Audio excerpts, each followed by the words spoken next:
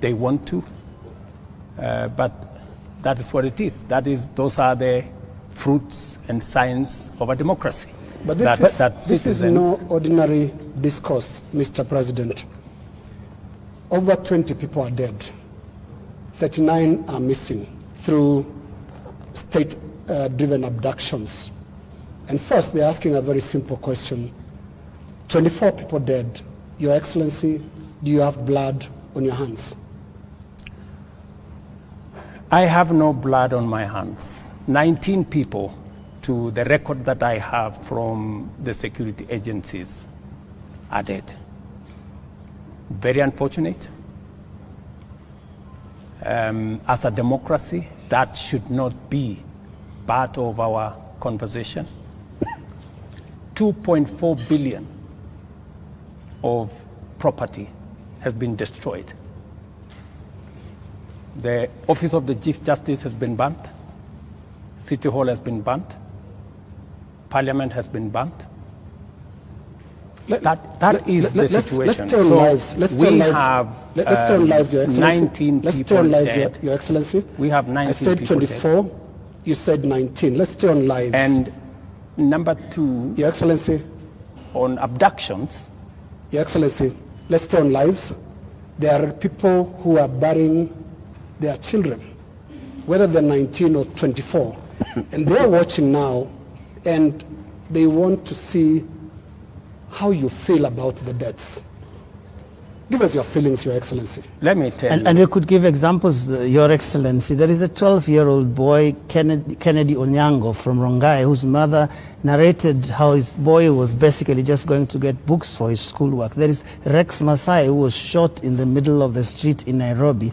And these are real human beings. Don't you feel a sense of responsibility for what is going on in the country?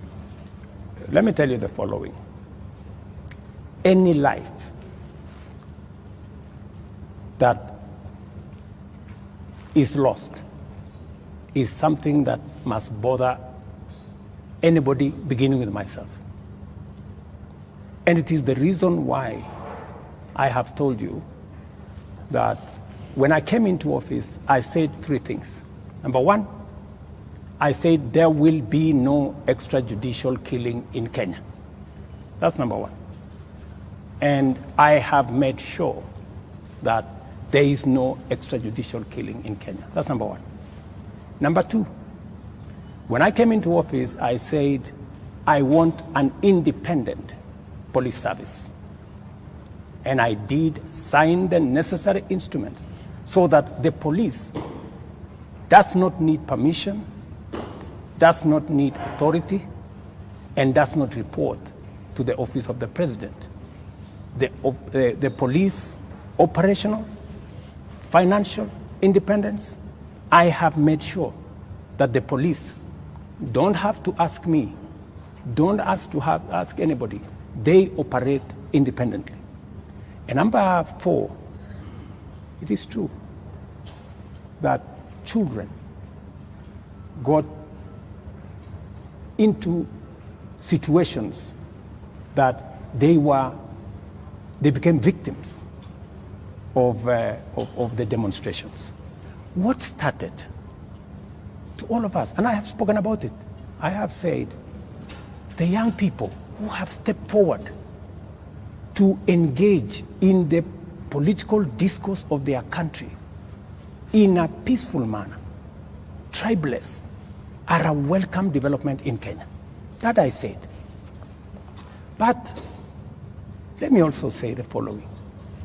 These great young people who have stepped forward to prosecute their agenda, the affairs of the country, I am certain that they did not ban parliament.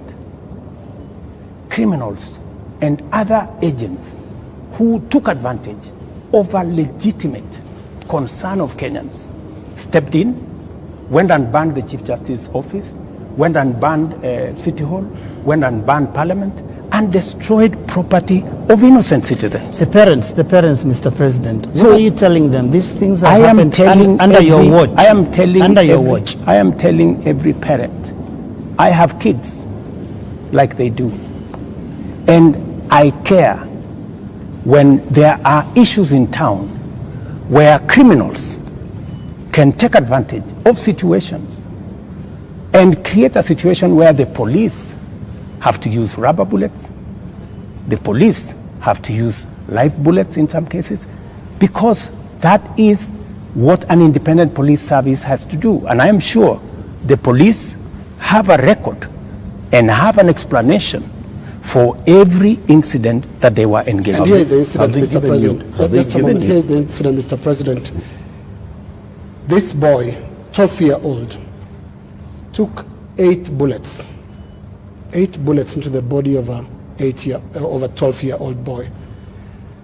What would you tell the mother of that boy? That boy is alive, right? No, it's not. Kennedy Onyango died. He's died. So he's the one who died. Yes.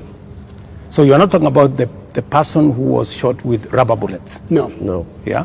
Shot with bullets 8 times. Let me tell you. Yeah. In Ngong, this is the situation in Ngong, right? In Ngong, there was an incident where the police were overpowered by criminals. They took firearm from the police. They used that firearm against people.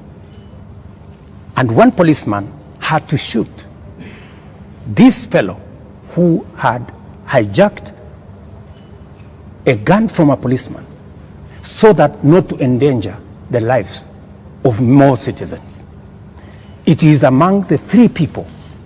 One of the criminals is among the 3 people who was shot by the police after they overpowered the police and took the bullet and took the gun from the police and used it against innocent citizens.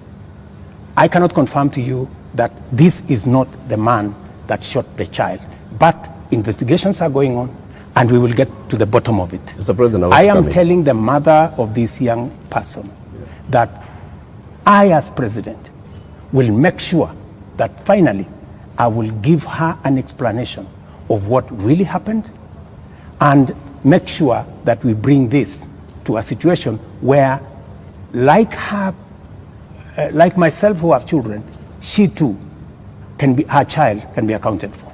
Mr. President, the Kenya National Commission on Human Rights is the one that has accounted for 24 bodies lying in morgues. And those bodies, the records show that these people either died in hospital and while undergoing treatment for gunshot wounds, or they ended up in the morgue in the last 2 weeks with gunshot wounds. 24.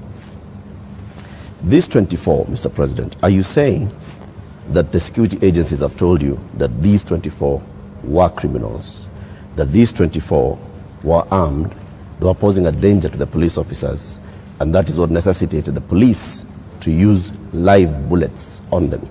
Because the circumstances for the police officer to use a live bullet is clear, even in their own code of operations. It is when the life of that police officer is in danger, or when somebody else's life is clearly in danger, and the person who is endangering that person is armed. Were the 24 armed?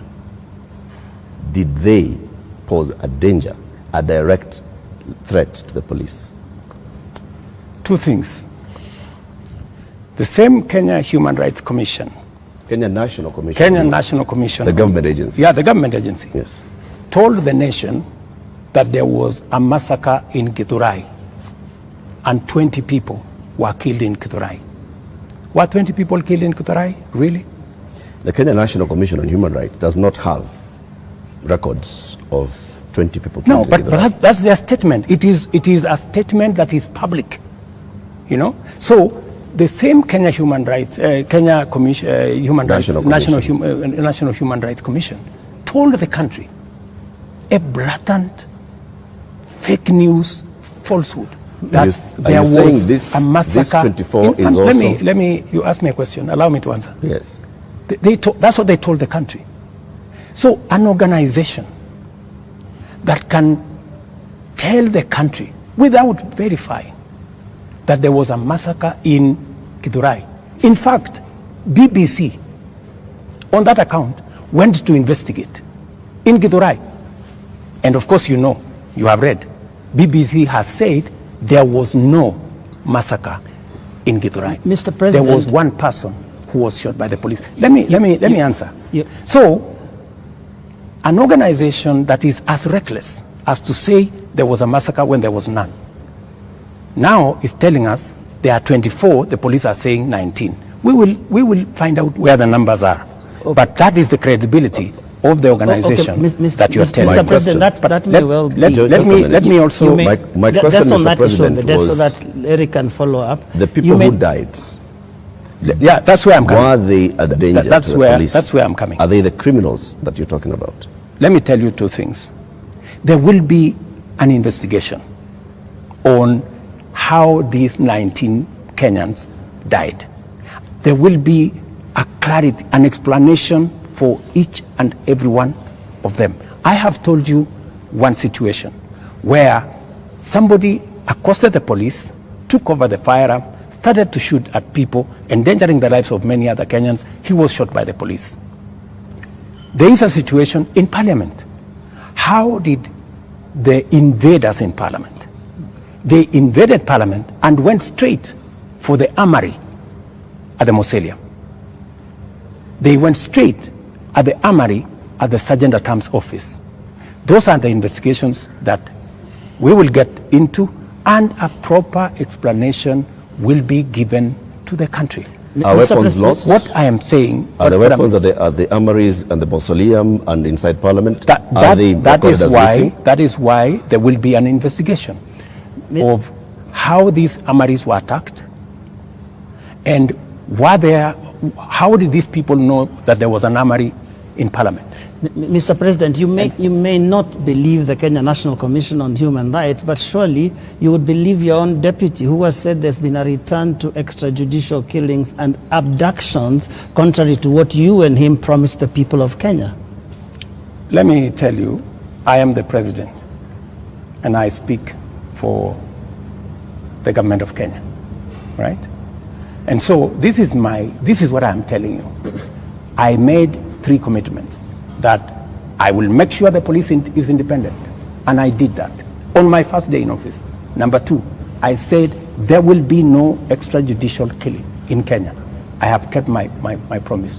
Number 3, I have told you that if there is any arrest by the police, that does not amount to an abduction, in my very honest opinion. Let's pause for a moment, Mr. President, and I just want us to go to that video over there, which will play on air, and let's pause and watch it together, Your Excellency. Let's watch this video. Sell them to the people of Kenya. There are enough intelligent people in Kenya to differentiate what is good from what is better and what is best. Ni jambo mbaya sana kama tutatumia askari polisi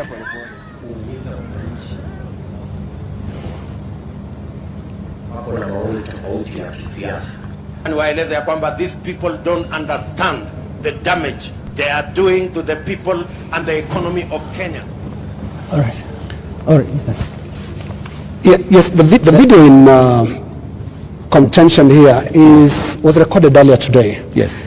That of former MP Alfred Keter being abducted in broad daylight. Mr. President, before you even talk about the entire incident, the children were screaming, and the sound that we believe belongs to the wife was also heard, screaming in distress. How does that make you feel? 3 things. I have told you, I made a deliberate decision to make sure that the police operate independently. That's number 1. Number 2, I have told you, if the police summon Linus Kaikai, and Linus Kaikai refuses to go to the police, are the police not entitled to come and look for you? When the police come to arrest you after they have summoned you and you didn't show up, is that an abduction? So let's have this as a confirmation. That no, I'm just asking you. Let's have this as a confirmation, Your Excellency, that Alfred Keter was summoned by police. He refused to the police have respond to issued the a summons. statement. I would suggest, instead of us having a back and forth, the police have released a statement. Can you check what the police have released, the statement? And you still not answered my question. Which the was? wife and children screaming that way. I mean, how do you feel, Your Excellency? I mean, my friend, every child, every mother feels the same when their parent is under attack. I mean, that is what it is. But let me ask you, what about the children? What about the children of those who have lost their lives because of the criminality of others? Don't they feel the same? So we just need to be a country of the rule of law. Impunity cuts both ways. Those who respect the law must be protected by the law. Those who do not respect the law must face the full force of the law. That's how it operates. That's how we will have a society. Here is the same way we must condemn excessive use of police powers, but we must equally deal firmly and decisively with criminals who put the lives of other Kenyans in danger, destroy property of hard-earned earnings. There are many people, Linus, in this demonstration that have lost livelihoods, that today their children are crying.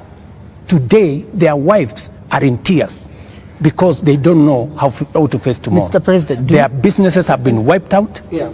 Their incomes have been destroyed. I have just told you 2.4 billion shillings worth of business has been destroyed. And today, as I talk to you this evening, there are families who have tears. There are families who do not know how to face tomorrow. And I've asked you very specifically, President, how do you feel about those tears, especially those who have been killed by police bullets? It is horrible. It is horrible. When you find a situation where people are grieving, whether they are grieving because their parents have been arrested, or they are grieving because their hard-earned earnings of many years, monies there, I have on my phone, people who are saying, I borrowed money. My whole loan has been wiped out. My whole barbershop has been destroyed. My whole hardware has been looted and burnt. And they are in tears. So I must equally work with the police to protect all these citizens. And it cuts both ways, Linus. It cuts both ways. Using the rule of law. Absolutely. Let me take you to just step by step. Absolutely, the rule of law. The rule of law says. The rule of law requires the police to investigate a matter, to, when they have sufficient evidence, present that to the ODPP. The Director of Public Prosecutions takes people who are culpable to court. That's the journey in the rule of law, Mr. President. In the case of 39 people who have been abducted, and the abduction here, we're using it deliberately because of the manner in which the people have been arrested, like we've seen in the case of Alfred Keter. Others who've been picked up from their houses in the middle of the night, and they are held incommunicado for more than 24 hours outside of what the rule of law says. And then they are not taken to court, so they are not charged with anything. That is outside of the rule of law. So in one instance here we are saying we are not following the rule of law. In the second instance, Mr. President, you have people who were unarmed, like in the case of Rex, who was shot in the middle of the night, unarmed, who have been shot by police and they've ended up dead. 24 of them. You say 19. That again is extrajudicial because there is no justification that has been produced to show that there was justification for the police to use the excessive force. So basically we are showing examples where the rule of law, which you promised to uphold, which you also set and said, this is what the police has been doing. And you said, Mr. President, as you took office, that the problems with the police service also are going to the top, the leadership of the police service. And you promised the people of Kenya that you're going to hold the police to account outside of the rule of law and accountability, which comes to your desk.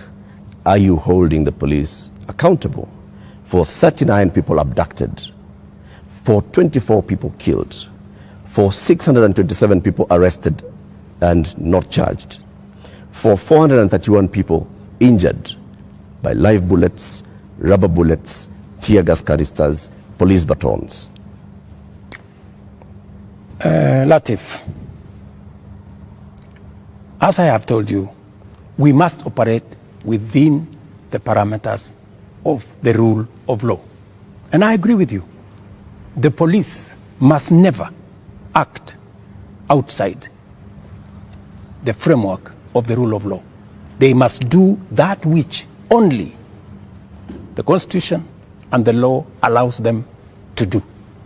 And it is very clear that any operation of the police outside the parameters of the law, the police will be held to account. Whether it is holding citizens beyond the stipulated time, but I must be thoroughly clear to you. When police arrest somebody, there is a constitutional timeline which they are allowed by the law to hold that person. 24 hours. That does not amount to an abduction. 24 hours. In my opinion. A case in point is what has just been said here about what happened earlier today. And you guys clearly said in this conference that was an abduction. I mean, it's just clear now that it is not an abduction. They are not this is an arrest. And the police have come forward to say, this is the situation, we have arrested this person, and it is just good for us to all of us follow the law. And I agree with you, the police must act within the law. But let me ask you one question also, Latif. I have never, in this conversation, which is now 20 minutes in, are you guys bothered about the fact that Parliament was burnt? Are you guys concerned that millions of businesses of Kenyans, hardworking Kenyans, were destroyed? How do you feel? But it all happened. How do you feel? It all happened under your watch, Mr. President. No, but this is at the end of the day. This is why we are saying you sought to keep us safe. We must be even. You know, we must be even. The police have a difficult job. They have to make sure the peaceful demonstrators are protected, but they also must make sure that the criminals, and when you say criminals, you know, when I said the other day criminals, many people took offense that I was calling the demonstrators criminals. That's not. Families of the dead, Your Excellency, that is not. That's a lot of offense. Family of Rex. Rex was killed in a week when the protesters were very peaceful. The first week of these protests were peaceful. We saw protesters carrying placards and water bottles. Rex was killed on his way out of work. Let me. How do you feel? I mean, let me tell you when they hear you say criminals. I mean, are you telling me Rex is the one who burned Parliament? But Rex died without breaking anything. No, I'm just telling you. He died. You know, Rex, there are criminals who infiltrated and caused mayhem, and in fact, some of the criminals are actually harmed. They actually harmed the peaceful protesters. Many of the peaceful protesters, they lost phones. They were attacked. In fact, some of the peaceful protesters were attacked by criminals, including a clear example of the one I have explained to you, that they overpowered the police, took the gun from the police, and started shooting innocent people. So we must deal with this situation globally. Mr. President, I feel for Rex and the mother. this should not happen to any child in Kenya, especially when they are engaged in a peaceful demonstration. Mr. President, the concern I've heard from the young people, because I've been speaking to a lot of them, and they said they haven't heard you in the two statements. Actually, there are more now because you have spoken in other settings apart from the two addresses you gave.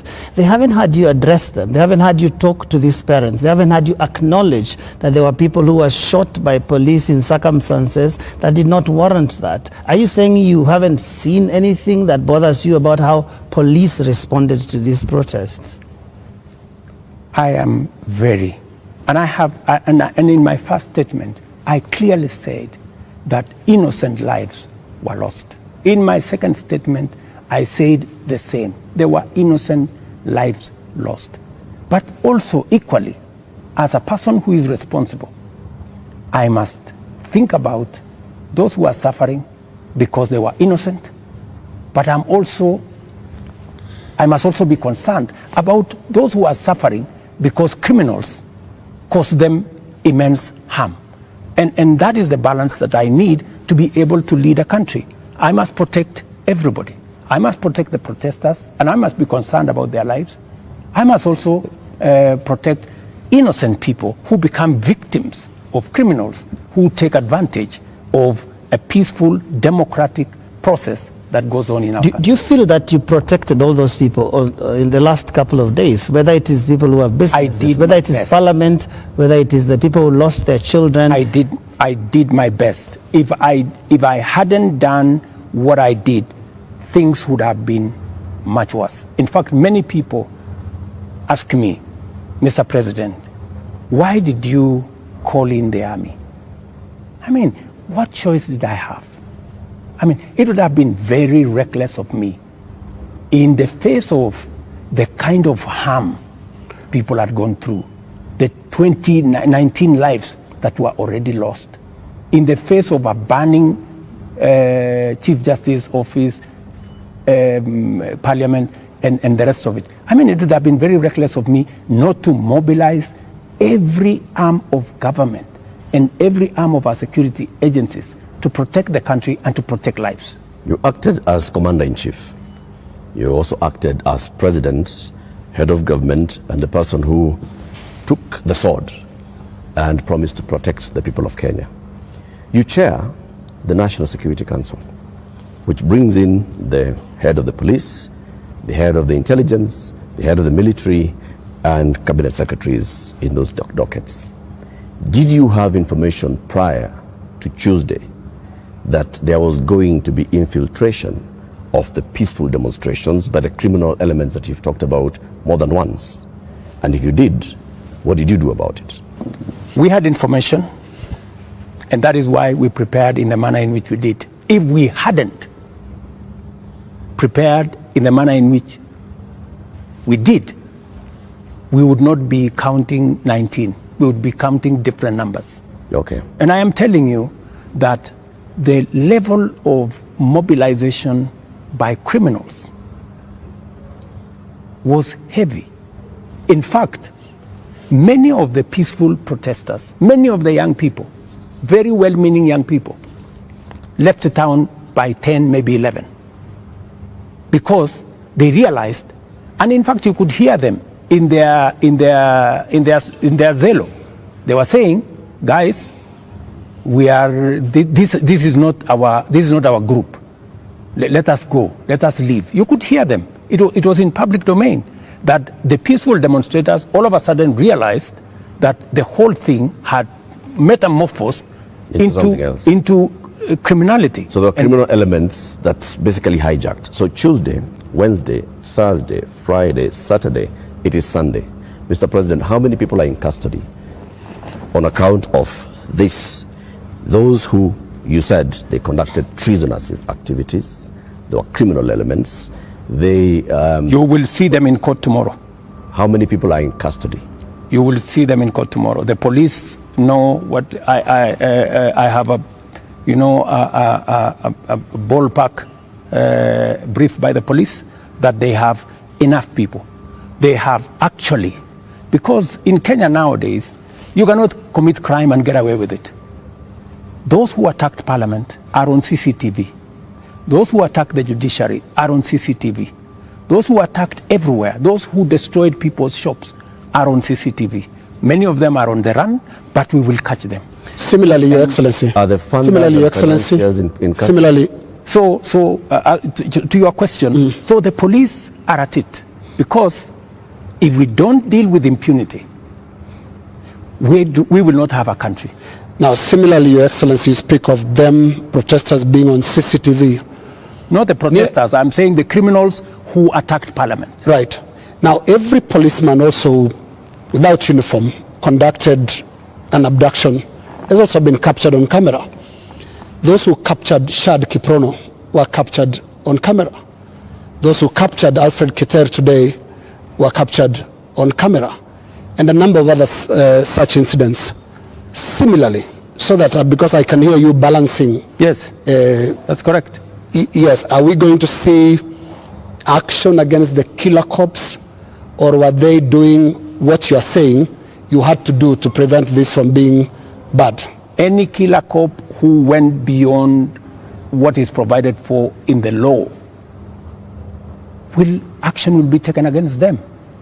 But to your question, are you telling me, Linus, that a police officer becomes only a police officer when they are in uniform? No. Police officers can identify themselves even when they are in civilian. So, and when a police officer comes to you and says, this is my ID, I am police officer, you are under arrest for the following reasons, that is legitimate. You cannot tell me that because they were in civilian, then what they did was wrong. And you know that's not what they do. And that's not what they did to Alfred Keter or Shad Kiprono. Were you there? We have the CCTV footage. It's there. I would suggest, Linus, that we be fair to the police as well. Mr. And I have given you my word. Any police officer who does anything beyond the provisions of the law know the consequences. Just as any citizen who also participates in actions that are outside the law, they also know the consequences. And it is our responsibility to make sure that security agencies act in accordance with the law. As citizens, we act in accordance with the law so that we can have a law-abiding, rules-based, rule of law-based country. As things stand now, Mr. President, are you satisfied with how the police handled this whole matter? I think the police have done the best they could. If there are any excesses, we have mechanisms to make sure that those excesses are dealt with. Let's wrap it this way, Your Excellency, on that topic. You have absolutely no regrets about the abductions and no regrets about the killings? Those are your words. Those are not mine. They're also your deputy's words. Don't put words in my mouth. They're also your deputy's words, and he's part of your government, because it's so scary, Mr. President, sitting there and telling the whole country that from this moment on, we should not believe what your deputy tells us about the state of the nation until you speak. Yet we all thought that you're part of the same government. Don't inject my deputy into this conversation. I think it is not fair, since he's not here, to tell you in what context he said whatever he said. I think it is not proper to discuss the deputy president here, and he's my deputy. Please let me deal. But have you asked him that you had a press conference? Deal with the issues as they are now. I think being personal and going that direction does not help. I wish this was personal, Mr. President, but it's a really serious national issue that right after you spoke, your deputy told the whole world that he was informing us that extrajudicial killings and abductions had returned to this government that he's part of. How surely can that be personal, Mr. President? I am sure that if you interview the deputy president, he will answer that appropriately. You haven't asked him? You can take it from me that extrajudicial killing will not be part of an administration that I run. I can say that without fear of any contradiction. Yes, in the interest of moving this conversation forward, Your Excellency, I want us to look into the last 2 extraordinary weeks that this country has had. protests that you called tribeless and some of your aides call leaderless, but protests that are led by young people who are unhappy with how you've run this country for the last just under 2 years now. But the question they have as they look at you and watch as you speak today, Your Excellency, do you get it? I get it. Let me tell you, my good friend Linus, what we are facing today is not a product of 2 years. What we are facing today is a product of many years. We've had a problem, a youth bulge, a demographic challenge as a nation, which we have ignored.